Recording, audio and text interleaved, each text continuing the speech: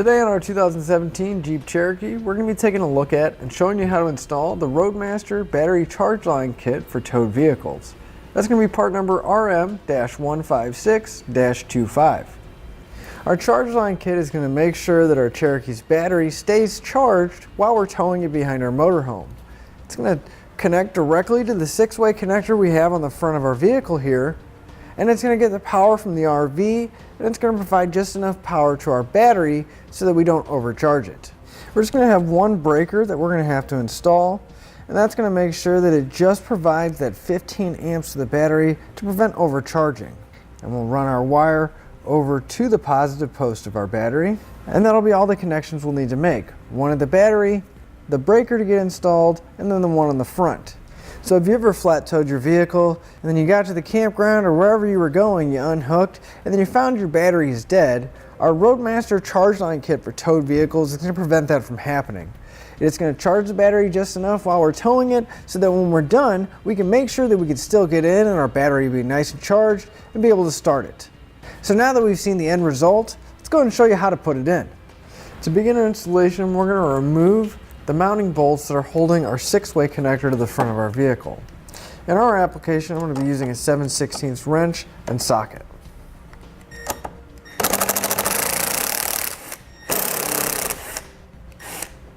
Now once we have the bolts pulled out, we're going to go ahead and remove the tape and the dust cover that's on the back of the connector so that we can gain access to the inside of the terminals at our 6-way. I'm going to pull the boot off and slide it upwards to expose the terminals. We'll go ahead and grab our wire from our charge line kit. So they're going to provide us with a length of red wire. We're going to go ahead and strip back the end of it. And then on our 6-way, we're going to be looking for the terminal that's marked A. It should be right in the center, and that's going to be for our auxiliary power. So we're going to take a small Phillips head screwdriver, and we're going to loosen up the set screw. Then we're going to take our red wire and we're going to slide it into the terminal. Now when you're putting the wire in, you just want to make sure that you get just the wire, because we had some issues and customers telling us that they had some issues, that if you put the insulation inside the terminal, it may start to act a little finicky. So you just want to strip enough off the wire so that you can get just the copper section in. Maybe just leave a tiny bit out of the top there so you're not going to grab the insulation.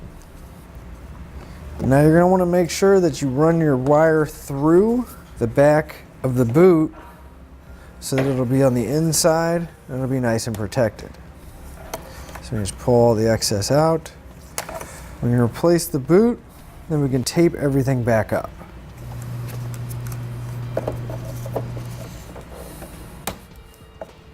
So we're going to need to run our red wire up to the top of the engine compartment. So to help me get it up there, I'm going to follow the 4-pole wiring that I have for my electrical connector, and I'm also going to be using a pull wire to get everything up. So I'm going to take a piece of airline tube that I had laying around, and you can use whatever you have available, even if it is just a coat hanger. So you want something that's going to keep its shape so you can start pushing it through. So we're going to go in through the same hole, going through the grill that our wiring is going through. I'm going to start feeding my airline tube up, and I'm going to start routing it around and then up behind the headlight until I can reach it right back here.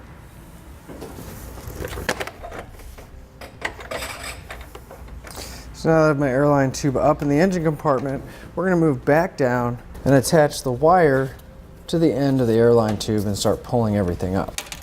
So I'm going to put my line into my airline tube, just take a little bit of tape and secure it to it so I don't lose it when I start pulling.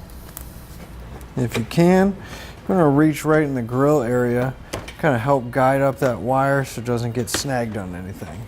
And once you have your wire up, you want to pull all the slack out, make sure it's not tangled down on the lower section.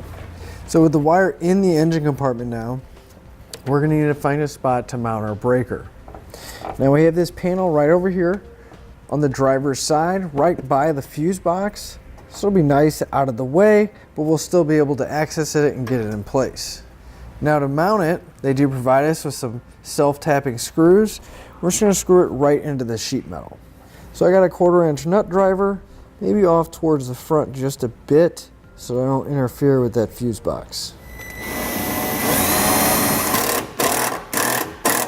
And we'll put the other one in too.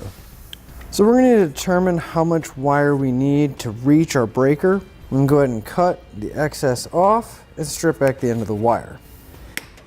Now you're going to want to hold on to the excess wire because we will need that in just a minute. And we're going to take one of the small ring terminals that are provided in our kit and slide it over the end of our stripped wire and crimp it down. Now this one coming from the front of our vehicle, it's going to be attaching to the gold or copper colored post on the breaker. And the gold and copper colored post, it's going to be really small and kind of hard to see, but it's going to be labeled BAT for battery. So we're going to want to take the one coming from the front, loosen the screw on the copper post, slide our ring terminal over, and loosely tighten it back. We're going to take the excess wire that we cut off and we're going to strip back one end. And we're going to take another one of the small ring terminals and crimp it in place. And this one is going to be going to the silver post on our breaker. So again, we're just going to loosen the nut on there. We can slide the terminal over and then replace the nut. Now the one coming off the silver post, we're going to run to the positive post on our battery. So we can go ahead and strip back the end of the wire. And this time we're going to take the final ring terminal that's in our kit. It's going to be a little bit bigger than the other ones we've been using. And we're going to crimp that onto the end of the wire. So then we're just going to route a ring terminal over to the positive post of the battery. So we can take a 10mm socket and we're going to loosen up the post on the positive side of our battery. So we remove the nut and we're going to slide our ring terminal right over and then reinstall the nut.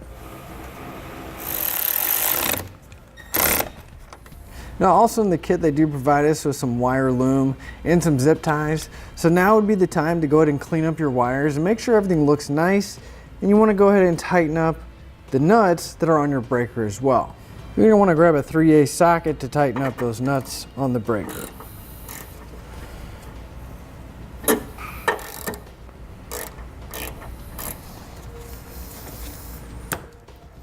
Finally, we can reconnect our electrical socket to the bracket on the front of our vehicle and secure the hardware down.